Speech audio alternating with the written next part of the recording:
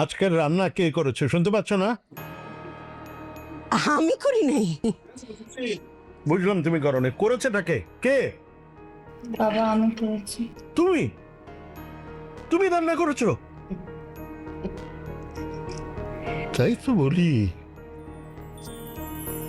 এত স্বাদের রান্না এই বাড়িতে আর কে করবে? তুমি যেদিন আমাকে পায়েস রান্না করে খাইয়েছিলে সেদিনই আমি বুঝে গেছি তোমার রান্নার হাত আমার মায়ের মতো। খুব ভালো, খুব ভালো। দেখি, খায় দেখি।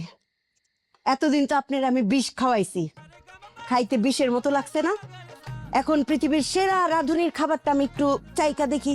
দেখো, হ্যাঁ, ওরে বাপরে, এই খাবার না খাইলে তো আমার জীবন ধন্যই হবে না।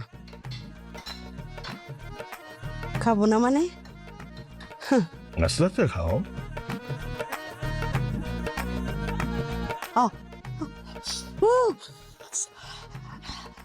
মাগো মাগো মা, কি হয়েছে মা?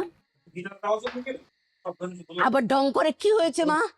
রান্নাঘরে যত মরিচ ছিল কোটাটা ঢাইলা দিছো তরকারিতে না? এত ঝাল মাগো মা, আমার কানটা সব গরম হয়ে গেল, লাল হয়ে গেল। তাহলে মা একটু চিনি এনে দিব? চিনি কি তোমার বাপের বাড়ি থেকে নিয়ে আসবা? হ্যাঁ, চিনি আনতে কি টাকা লাগে না? হ্যাঁ, তুমি মরিচও খরচ করবা আবার চিনিও খরচ করবা। কি বলতেছেন? খুব গায়ে লাগছে। ঠিকই তো বলতেছি, চিনি মরিচ এগুলো কোত্থেকে আসে? তোমরা খাও।